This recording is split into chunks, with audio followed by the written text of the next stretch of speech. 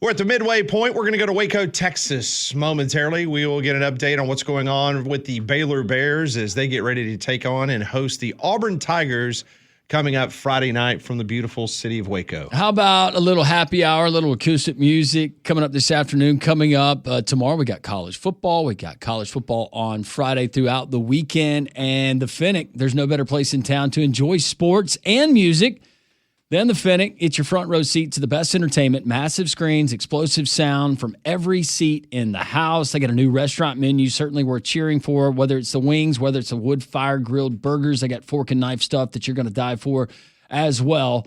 The Finnick's new 6-day schedule, it includes live acoustic acts Wednesday, that's today, through Friday from 5:30 until 8, and then that's followed by live bands at 10 o'clock on Fridays. Saturdays, Sundays, Mondays, all dedicated to sports. That means football. No live music to get in the way. We can't wait to see you at the Finnick. Join us this football season, 1630 2nd Avenue South near Railroad Park. Well, let's go to Waco, Texas. That will be the site of the Auburn Tigers making the trip out west to take on the Baylor Bears. David Smoak joins us now, outstanding host of 365 Sports. I'm honored anytime he gives me a text or a call and asks me to come on their show, talk SEC football. So now we're going to talk a little Big 12 and what the Auburn fans should expect. David, I hope you're doing well, and the summer's been a good one for you.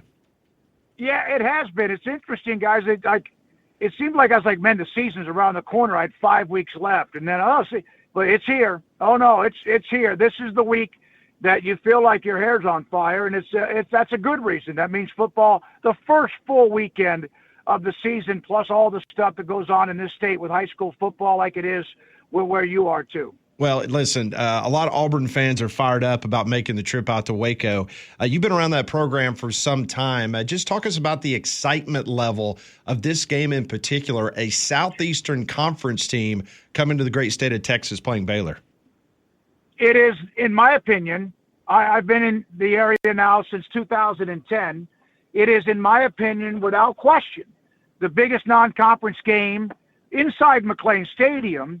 And then, of course, even before that, for a pretty good stint inside of what was Floyd Casey. Grant Teff, who is the legendary coach, they would play a lot of great teams at home. They did, and Baylor did. They would play big boys. But when Art Briles took over the program in 2008, their non-conference schedule was not very good. Well, they were not very good. So honestly, what they did, and it was pretty obvious, that they said, okay, we need to schedule 3 or 4, depending on the schedule, gimmies. And not all of them were gimmies, by the way, for them when he took over. So if you'll recall, back when they started to make a run, RG3 won the Heisman at 11, then they were in the college football playoff mix, really in 14, and then even 15, 16, everything kind of fell apart. They were always pretty darn good. They would beat Oklahoma occasionally, or they were beating Texas or Oklahoma State, etc. But their non-conference game held them back. And it held them back with national, either the media, and it should have. It wasn't good. But their reasoning was they had not been to a bowl game in a decade and a half. And so they had to find a way to get the 6 wins. That was they were terrible. So get the 6 wins. And then Briles' teams got better. And so they had to play, and they did play, and it was a purpose, a bad non-conference schedule to get 3 wins, then try to get the 6, then become a bowl team, break the drought. Eventually they did, and we know that they've had, 21 team was really good. But, yeah, they increased, and they absolutely ramped up their non-conference schedule. This year might be one of the 2 best games. They have Auburn home, and then an hour and a half from here they play SMU as a college football playoff team last year. They had BYU and Utah scheduled. They have Utah future schedule. They have Oregon as a future non-conference game, among others. But yeah, they moved it up. And about the time they did with BYU and Utah, next thing you know, they're a part of the conference. So those are no longer non-conference games. This is the biggest non-conference game they've had in Waco. I can say at least 15 or 20 years, and surely inside McLean Stadium. David, as we look at this particular matchup, we're going to get there inside of McLean Stadium on Friday night between Baylor and Auburn. From the Baylor perspective, what are the biggest concerns and or unknowns for this Baylor team against Auburn and what you expect? Well, it's got to be when they played LSU in the bowl game in Houston. It was a great game, very competitive game, and it kind of turned a little bit.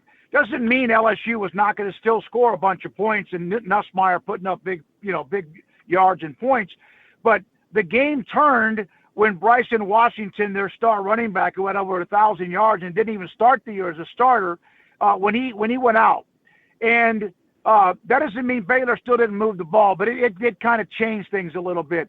The deal, Aranda's second year running the defense, not that he didn't have his fingerprint on it for a little bit, but running the defense.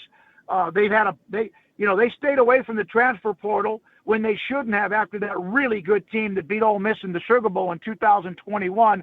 They have multiple transfers all over the defense, and wide receiver too. The defensive is the secondary. It's the secondary. I think they have some people, even though Auburn's got that huge and experienced offensive line, I think they have some ways to maybe, or at least they hope to put pressure on Jackson Arnold and either force a bad decision or maybe get some negative plays. But the whole thing is, can that secondary hold up, because they didn't against LSU? They're a year older. Sometimes that's great, and then again, but were they good enough even a year older? So to me, that is the big test. They have Taz Williams is not going to play this first game, but I don't know. They've got the freshman All-American a couple years ago in Caden Jenkins. He kind of was there last year. Wasn't a lot of big plays. Can they hold up if Auburn has time, which, they hope they do. Auburn does. Jackson Arnold, the Cam Coleman, the great receivers. Can they hold up enough to not get gashed in the secondary with Hugh Freeze wanting to throw the ball deep? David Smoak joins us on 365 Sports from Waco. Joins us as we preview the Baylor game against the wonderful Auburn Tigers. All right, so let's talk a little bit about Dave Aranda. You were on this program about a year ago, and we straight up asked about the pressure that was mounting on Dave Aranda, and you were very frank in which you thought he had to get to a certain number, and he did. Has that calmed down, David, in regards to Dave Aranda and what's expected this year for this team? Oh, yeah. But you know what that's like. That's like it's like a thermometer. It's hot in the summer and it's cold in the winter. And the coaching saw always seem like they're on the hot seat. There's only a few that aren't. Yeah, they had the thing about this, and Baylor's had some teams that won the Southwest Conference or won the Big 12, but that 2021 team was dynamic. That team was really good at 12-2. And had guys who are now on their second contracts in the NFL, and Jalen Petrie and Terrell Bernard and others. But that next year they had a pretty good start, then they just blew a tire, lost in a bowl game to Air Force. Okay, but then 2023 was an absolute disaster. Lost their first game to Texas State, 3-9.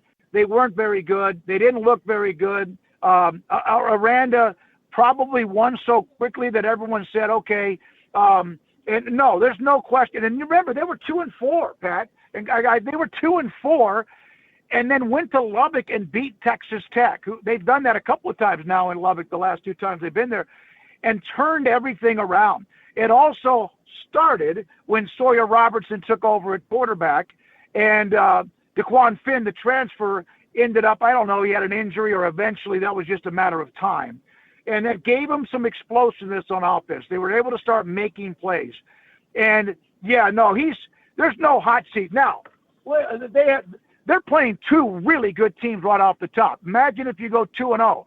Then all of a sudden you're in the discussion. You jump into the top 25, and we'll see what happens. Arizona State about 3 or 4 weekends from now, defending Big 12 champions who had Texas on the ropes. But as far as the hot seat, I have not heard anything about that. But fans are fickle. We know that. But I have not heard. He is locked in. He did a great job in the portal, he thinks, based on what we see now. And then the recruiting has picked up a tick or two as well. I think he's in a good position. I have not heard anything about him like he better win early. Nothing like that. How does a guy like Kobe Prentice transfer a wide receiver from Alabama? How does he figure in your eyes in this offense? Well, they have a fantastic receiver. He's kind of a possession receiver. He's a punt returner, All-American, and Josh Cameron, who was a former walk-on. That's one of the best stories in college football, who is like Sawyer's guy, along with Michael Trigg, the former Mississippi tight end, who's an alpha, a really good player. But they've added Prince, they added Brown, they also, oh my God, I just went blank on Wilson. Wilson. So they've added like age and experience and guys that can get it done, guys that are good. And then the other thing is they had Ashton Hawkins, who came up from Texas State, who played for them last year, who made some really like some of the highlight tape type plays. He was eligible coming into the spring semester, and then the NCAA changed their mind. And he basically, for weeks upon weeks upon weeks, did not know. Baylor always kind of felt in the end that he would be back, but he wasn't. And then all of a sudden, what was it, like right as camp was starting, he was cleared again. Because you never know what the NCAA is going to do. You really don't. So their depth at wide receiver, there was a little bit of a concern there. They also have a couple of guys that it's time for them to grow up and be football players. And Jaden Porter, a local kid from just south of Waco. But I think Prentice, they got guys from Alabama, they got guys from Oregon, they got players that were at Ole Miss, they got players that have been at big schools, and that's kind of the way it is now in college football. And I do think that they will look for Prentice to help open things up, spread the field a little bit, and I think he'll be very heavily involved. David, you just mentioned Arizona State a couple minutes ago. That was the surprise team that ended up winning the Big 12 Conference, depending on what magazine and prediction service that you subscribe to. Arizona State, Texas Tech, Baylor, Utah, all of those teams in the mix potentially to vie for a Big 12 championship. In your eyes, are those the teams that are going to be vying for that championship as we get to the end of the season from the Big 12? It is the craziest thing, guys. And I know when I do this, sometimes people roll their eyes. In 2021, Baylor was not anywhere near the top of the preseason poll. And they won it. They beat Oklahoma State in that dramatic game. In 2020, 2023, TCU was not picked anywhere near the top. They're in the championship game. I know Georgia destroyed them, but they had the big one against Michigan. They won a lot of close games, like 4 or 5 or 6 one-score games, bang plays at the buzzer too. And then same thing with Arizona State. They were picked dead last, and I have a vote. The Big 12 this year said we're not going to do a media poll. I was relieved, and it's not because I don't mind being wrong, because I do that a lot, but it's almost impossible. One of the things with this conference is, Arizona State, BYU last year picked deep into the poll. They were right in the middle of it. We saw what Iowa State, Kansas State, like mirror images of each other. Texas Tech, with all they've added to their roster with a portal, and also with what they've been able to do as far as they have Baron Morton, who gets overlooked all the time at quarterback in a conference that has like 9 guys who all are pretty seasoned. I'm not trying to dodge the question. I think it's hard. They need someone to become kind of an alpha. When they lost Texas and OU, Texas hadn't really done much. They had been through about a decade of like the wilderness. A team or two that made a run and played, for the Big 12 championship, and eventually won it the last year with Sark. But they don't have a dog. They don't have a logo. They don't have a blue blood. And so with that, is anyone capable, and you don't get to be a blue blood because of what Arizona State did one year, but who can maybe establish a 3 to 5 year run where they're in the mix, or they're in the playoff, or they're winning the title? Because Oklahoma did a lot, and then Texas, of course, had the run with Mac Brown. But a lot of other teams started winning. K-State, of course, with Snyder, but again, Oklahoma State with Gundy. Who are they? We don't know. And then Baylor has won multiple Big 12 titles. I honestly think this, and this is not dodging your question.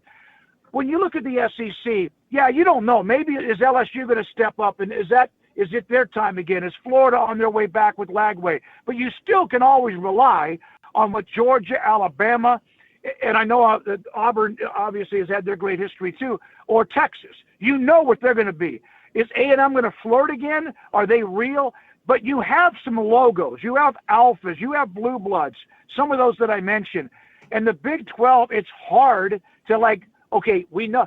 There was many years, if Oklahoma wasn't picked to win it, then Texas, all of a sudden was slotted number 2. And that's just lazy, because they weren't really competing that often after they had that team that played Alabama for the national championship. I think a lot of people are, okay, we have to put Texas. It's like we have to put Texas, like many preseason polls, the AP, well, Texas is 25. We can't have a poll without them in it. For the longest time, let's be honest, they didn't deserve that. Yeah. They hadn't earned that. Now, of course, they're big time with what they've done.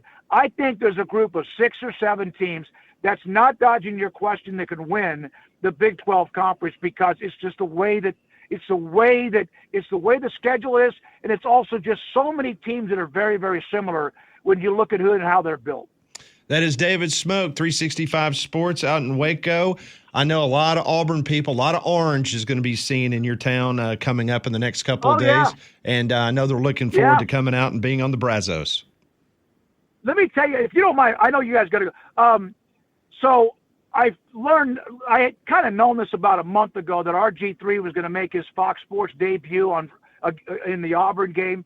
So I swore on Sunday, I put this innocuous tweet out about that Fox Sports, this is RG3's debut. Interesting timing, because Baylor and Auburn. I've broken news. I've had some huge news over my time since Twitter, and I cannot. The amount of landslide anger from Auburn fans about RG3 and the broad, it's like, I was like, yep, this is the SEC, baby. It just means more. And RG3 sometimes, probably when he does games, he's like Cole Kublik is an Auburn guy. He's a great broadcaster. Yeah. You would never know. We know he's a great Auburn man, but he's a great sideline reporter, analyst. And it's funny but I had to bring that up. I was like, my God, I may have gained 10,000 people watching me just because of that tweet with Auburn fans. It was great. Oh, well, listen, they are passionate. That's why, hey, David, that's why we have been in Birmingham and talking Alabama and Auburn football every day. We are at the epicenter of that. So it is. It is. I think it's the best college sports town in America. Yeah. I think I know there's others, but I think it's got to be where it's like right through the heart and spine of college football, no question. Well, listen, David, I know folks are going to have a great time in Waco. Should be a great game, a very competitive game, and I hope you'll come back. It's always great to catch up, and hope to talk to you again soon. Yeah, Pat, I'll be in touch with you too, buddy. Thank you so much. Thank you, David. Thank you so much. That is David Smoak, one of the best in the business. Covers the Big 12, been doing it for a long time there in Waco, Texas. 365 Sports, the go-to show if you want to hear what's going on in the world of college football. And he joined us on the Higginbotham Hotline. You deserve solutions that are built for you. Higginbotham is your one-source solution for insurance, financial, and HR services. We do have a little news about the Baylor-Auburn game. Landrum will tell you next what's going on with Eric Singleton Jr. That's next on Three Man Front. If you missed any of our interviews this morning, you need to go back and download the Three Man Front podcast. Hopefully, you already have the Jocks 94.5 app on your phone.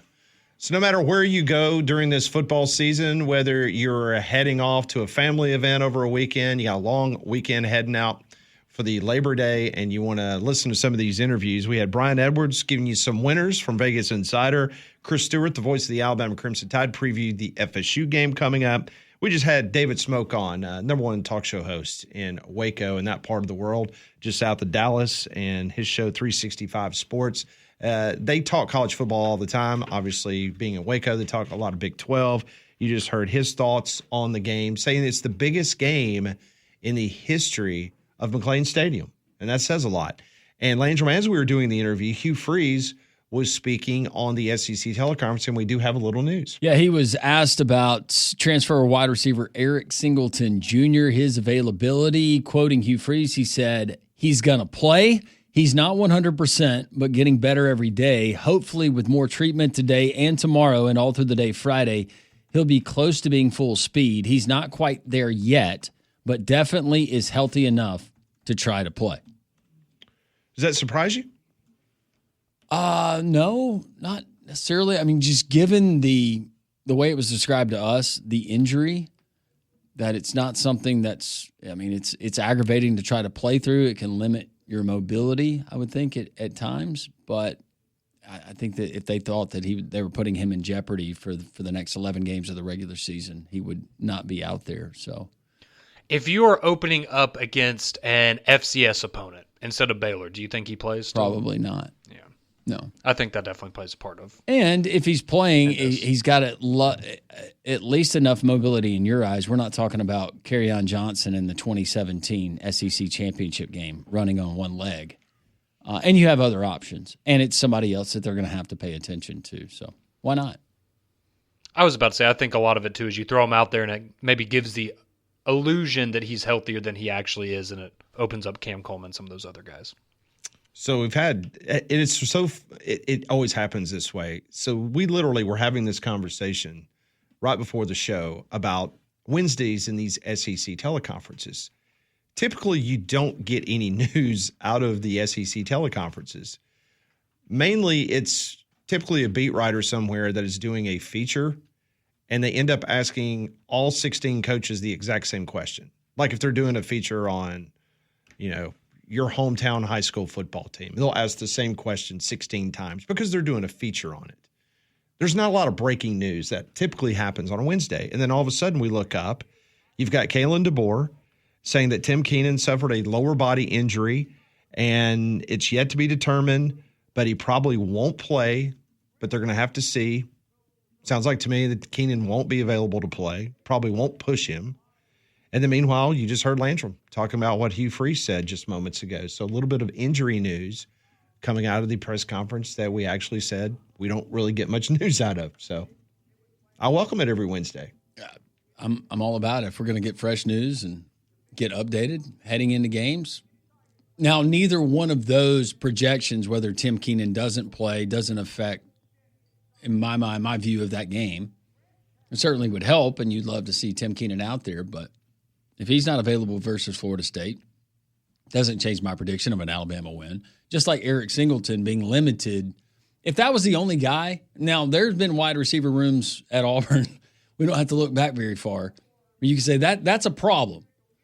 I don't think with this particular Auburn team, that wide receiver room, that's an issue. Yeah. No, I agree 100%. You'd love to have him, but maybe not one that gets you beat if he's not at 100%. So I know we were all fired up for week 0. Were you guys, when it was announced that Kansas State and Iowa State was going to play, were you excited about the matchup or just excited about the fact that it was the very first game of the season? Or both? It was the matchup. Both. To be honest, both. But that matchup sounded a lot more appealing than some of the other matchups that we had seen. Where it was like, well, it's first game of the season, but okay, well, it's first game of the season. That one actually intrigued me a little bit. I think at least on paper, Florida State was interesting last year. I don't think any of us expected Georgia Tech to be what they ultimately became last year. But going back before that with like Nebraska Northwestern, I think I was probably more intrigued by this one than the last couple of years just because it was a top 25 matchup, and that brings its own kind of allure to it. That helps. Yeah, how about you? Both for me. I mean, it's Farmageddon. In Ireland. I saw something yesterday. So does the Big 12, or maybe it's those schools, It's the schools. They don't like calling it that? It's the schools. I think the Big 12 likes it, though. Yeah. Anything to market, heck yeah. Yeah, why did that? Do you know why the schools don't like it? It's a great name for a rivalry. It is. It's not one that I think prior to this season I really paid a whole lot of attention to, the name Farmageddon. Yeah, it's a great name. Well, the reason I brought it up is because the ratings came out, and it was a 20% drop. Uh-oh. People were not watching. Wow. Which surprised me. That's surprising, yeah. Right at 5 million people watched Georgia Tech and Florida State last year. This year, it was down a little over 1 million. So 3.97 million people tuned into the game, which was a 20% drop, which will not make the television executives very happy. Not sure if it was because of it just wasn't a sexy matchup I mean, the year before, I mean, you can say whatever you want to about Florida State. Florida State is always either number 1 or number 2 in television eyeballs in the ACC. I mean, that's a big-time program, even when you're playing Georgia Tech. And not saying you didn't get this year, but Florida State, that name is going to garner more SEC eyeballs. Yes, very much so. Along with Georgia Tech. Than two middle-of-the-country teams. Yes. That's just not going to rev the engine of many SEC fans. But I was surprised because it was the very first game. 20% is pretty steep. Yeah. I mean, yeah. I don't think Kansas State and Iowa State will be invited back to Dublin, especially after the let's fight our siblings in the puddle in the parking lot in Dublin. That was not a very good look for Brett Yormark. Does that make a montage at the end of the season? I hope so. The season that was? Yes. Coming up next, Trey Wallace, Outkick, national college football writer. He will join us, give us his thoughts on week 0 and what he's looking forward to here in week 1. That is 12:34. Welcome back in. It's 3-man front. Pat Landrum, Conrad, and Molly with you until 2 o'clock. Trey Wallace from Outkick joins us each and every week on this program talking college football. What else are we going to be talking about this time of the year, right? Trey joins us now on the Higginbotham Hotline. First and foremost, Trey, how was week 0 for you? Did you enjoy the festivities? I mean, it was good. I mean, I'll take it. The first game was fun.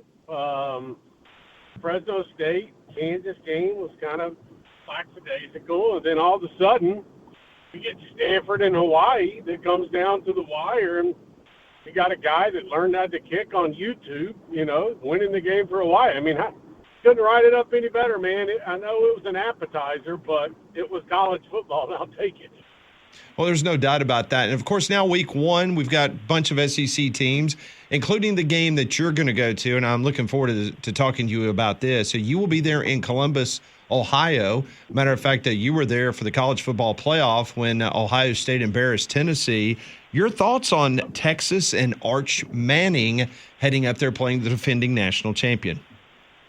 Yeah, I think this is it's a pivotal game because it's the first game of the season, but also at the same time, you look at the stars that are going to be on the field for this one, and to me, that's what stands out the most. You look at Texas defense. You look what Ohio State does on their side of the ball. What are they going to roll with Caleb Downs? Are they going to try to play that off? Like, how is Arch going to deal with Wingo on the outside? Who can you get open? You look at the other side of it, and it's, okay, you got Julian Sayin at quarterback. Who's going to guard Jeremiah Smith down the field? You could throw 2 men on him if you would like, but he's still going to find a way to get the ball. And then it opens it up for Carnell Tate. And obviously the Art situation. Like, there is such an aura around him. And I think when you look at it overall on this platform, on this national stage against the defending national champions, to me, it's all about not getting overhyped for what he does, and also not getting disappointed if he comes out and throws for 240, 2 touchdowns, but 2 interceptions. To me, it's all about just managing expectations, and I think one of the most interesting parts of this all, you add in the new CFP metrics that they're saying they're going with, which would be strength of schedule. If this one's close, I mean, it's not really going to hurt either team, whoever loses. And I think that just kind of adds to the craziness of this entire game. So couldn't be more excited about this one. I think it's going to live up to the hype. And I think either way, we're going to come out of this and we're like, okay, Arch did this, Arch did that. What's it going to look like in the future? Like, I feel like this one's going to be one of those that we remember for a long time. Yeah, and that's where I wanted to go with you, Trey. All of these expectations, it seems like a part of it is fair, but part of it is unfair in what's been placed upon Arch Manning. When you look at this Texas team, not only in this game, but the rest of their schedule, for Texas to play for a national championship, how good does Arch Manning really have to be when you look at the surrounding pieces? I mean, I think he needs to, and I talked about this. I've talked about this before. I wrote an article about it today. I think that, if he comes out and throws for 250 yards and connects on a couple of touchdowns, And he kind of even mentioned it too. It's like, oh, and I throw that first interception. What's the public outrage going to be like? I love the fact that he has this mentality this week where it's like, whatever. Like, I'm going to go out and I'm going to do what I have to do, and I'm going to go out and I'm going to perform, and however this goes. Like, he's not letting it get to his head. I think that's the most interesting factor out of this all. And look, he comes from a family. They understand the spotlight. He's learned it. He's learned it during his time at Texas. And you add all of that up. I'm not trying to tell people what to do. But what I am saying is, don't go crazy if he does good. Don't go crazy if he doesn't do good. Like, this is really the first big game. I know he started last year a few games, but at the same time, we have to realize this is still a guy that's learning how to play football. And if he can come out and he can put up the stats, then so be it. Like, I at the end of the day, I think he has enough weapons around him on offense to be able to win this football game against Ohio State. And then you look at what he has on defense, I think it's going to be an interception, something along those lines, inside the 20-yard line. It sets him up for maybe an easy touchdown, and some of the pressure is taken off of him. But I look at it, and I think Steve Sarkisian also is going to try to do his best to not maybe put him in situations that would not make him crumble underneath the pressure, but also at the same time maybe scare Ohio State a little bit. Like, we think we know what Arch Manning is. We think he's going to be a Heisman candidate, but we really don't know. And to me, that's what adds to the intrigue about this entire game is, okay, let's see what he's got here, but then realize this is the first game of the season. We got a long way to go. So I don't think the pressure is going to get to him, if I'm being honest with you. But if it does, let's see how he responds. He's had himself a coaching staff that has measured expectations around him. They just want him to go out there and run the offense. So let's see how it plays out. To me, that's the biggest thing. And social media is not real life. You guys know that. But come Saturday afternoon, if he throws a couple interceptions, but they still win the game, I'm curious to see how that reaction is. Trey Wallace joins us from Outkick for a few more minutes talking college football week number 1. I wanted to get your thoughts on Auburn visiting Baylor. Vegas says it's going to be a very close game. Baylor had a very nice finish to last season, a lot of optimism down on the plains. One way or another, let's say Auburn loses that game. Does that change your outlook for this upcoming season for Auburn? I mean, yes, in a sense. This is going to be a tough game for Auburn. Going on the road to Baylor Friday night, Waco is going to be loud. It's going to be an interesting environment. Can Jackson Arnold, be the guy that quiets the outside noise per se when he gets to the line of scrimmage? I think the unfortunate part for Auburn is that there's been so many off-season storylines, surrounding this football team. It's like, okay, just come out and perform. Like, get the win. Like, they have better talent than Baylor. I've gone up and down this roster. You got better talent than Baylor. But you guys know this more than anybody. Anything can happen on these Friday night, Saturday games. You're going on the road to start the season. The expectations from inside the building, obviously, you go there to win. But to me, too, it's how much pressure do they take off Jackson Arnold in the first half by trying to run the football? And what's that offensive line? I know what Auburn has on defense. So let's look at the offensive line. And overall, the perception, if they lose the game, there's no way of denying it. There's going to be a lot of members of the Auburn fan base that are going to freak out. And that's okay. That's fine. But at the same time, remember that, okay, we still got a full season left here. How much are we going to try to put this on Hugh Freeze if Auburn comes out and, I don't know, scores 24 points, but, loses because they gave up 31? To me, that's where the different storylines are going to come into play with this one, because I do think Auburn's going to win the football game. But at the same time, a couple of mistakes here and there, obviously he's going to flip the game. And really, it all depends on how you lose. If you go out to Waco and you lose on a last-second field goal, or a touchdown within the last, 2 minutes of the game, and Auburn's got to drive the field and they come up short. All right, that's one thing. But if you go out to Baylor, let's just say you only score 17 points and, Baylor's, maybe putting up 28 points, something like I really do think it comes down to what that final score is. And I know that's easy to say, but also we've been through this last 7 months of the Hugh Freeze era at Auburn. And I just feel like right now, if they lose, it's like a ticking time bomb waiting to go off.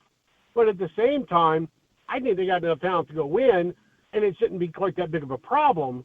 But anything can happen in college football, and that's what, what happens if Auburn loses? When's the first golf story going to come out? Monday, Sunday morning? I know somebody has one ready to go just in case they lose, so they can put, Auburn didn't succeed because Hugh Freeze was on the golf course 8 times during the month of July. So that to me is the interesting part of this, is what's going to be the flavor coming out of this. And to me, it's Auburn, just go take care of business. I know you can win this football game. Let's go see it on the field. Stop Baylor's offense. I know Baylor's going to try to test you down the field multiple times, but again, this narrative around Hugh Freeze, I think that's just something we're going to have to deal with for the entire season. Trey, what in particular are you looking to learn as Alabama visits Doak Campbell and takes on Florida State? Let's see what they can do against his running quarterback. Thomas Castellanos. To me, that's the biggest thing. Besides the fact, okay, what do they try to do here with Ty Simpson? They try to get Ty Simpson in the pocket 4 or 5 times in the first half and test them deep. Let's see if we can get 40 yards down the field. How much did they try to open it up on the offensive side? Because I think Alabama's defense is going to give Florida State a bunch of problems. I really do. But it's how do they offset running back injury? Okay, do they try to establish the line of scrimmage? This is going to be a different Kalen DeBoer team this year.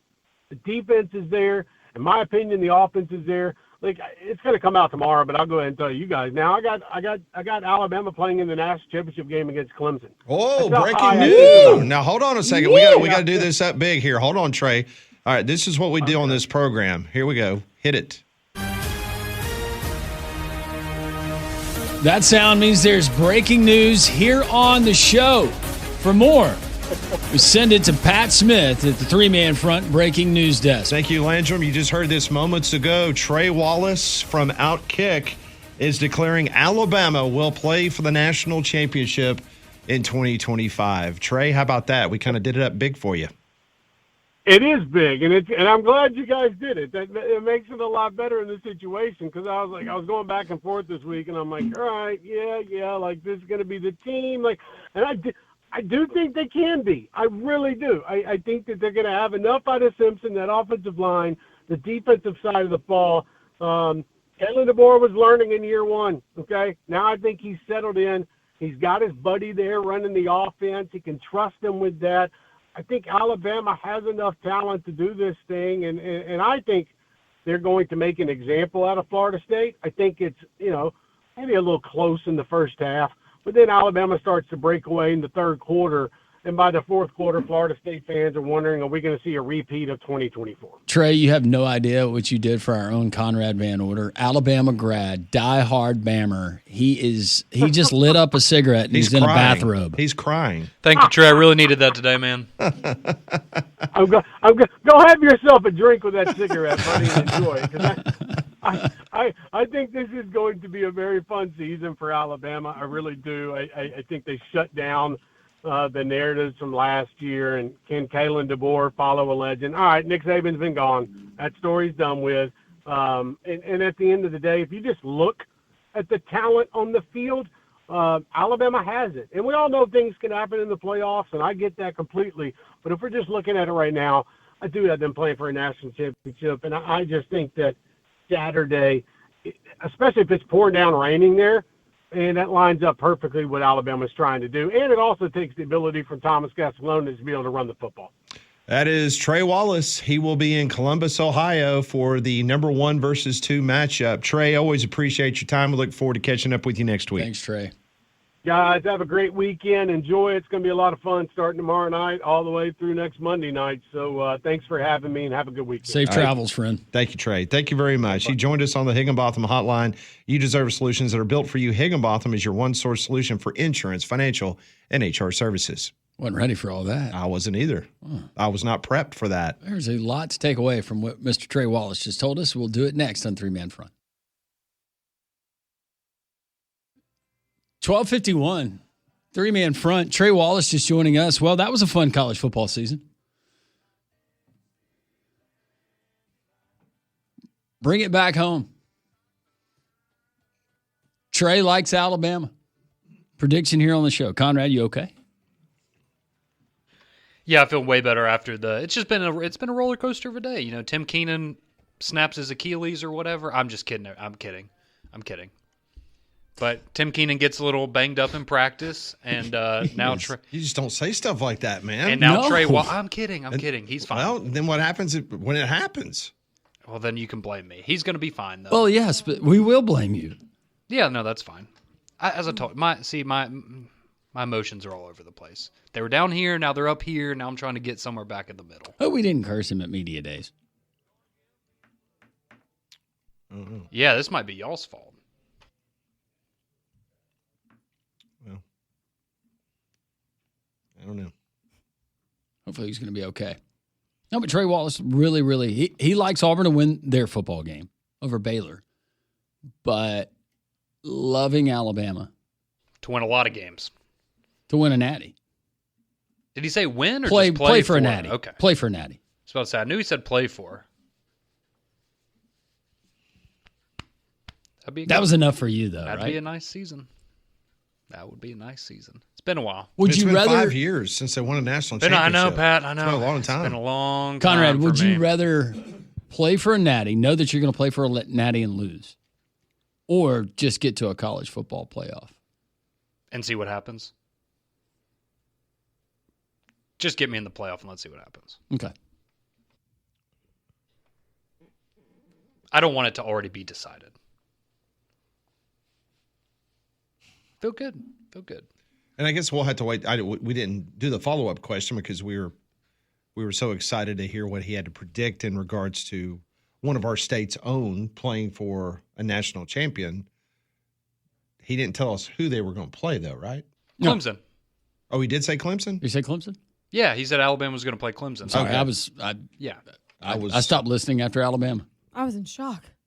Yeah, he didn't tell us who he thought was going to win, but he did predict Alabama versus Clemson. Man, that is another. You don't want that particular matchup again. No, I kind of want to see it. I don't. Yeah, I kind of feel that way too. Like, obviously, I mean, I'm not going to complain about it, but it'd be cool if you got something different that we haven't seen. And I think a lot of people would feel the same way. Like, I mean, Alabama, Georgia would be great, but we've seen that. All right, so yeah, give me title contenders and who you would like to see. I don't need to see Alabama, Ohio State again. No, that didn't go too well for them last time. Alabama, Penn State. Blech. No, but the historian, I know, people would and I go watched those games. nuts for I that. watched those games growing up, but I don't want to see that game for a natty. I want to see Alabama and Oregon. We've gotten Auburn and Oregon. Let's see Alabama and Oregon. How about Miami and Alabama? Now sign me up for that. With Bama Hater and Conrad having debate number 2 at Social Taco We need that. on the week of the national championship game. That's outcome decided, though. Alabama wins that game by 3 scores. Dang. Give me something that's going to That's my entice boy. me. Give me something That's my boy. Give me something that's going to entice me. I know that we've seen team it. is. Alabama LSU would be really fun this year, I think. Rematch for a natty.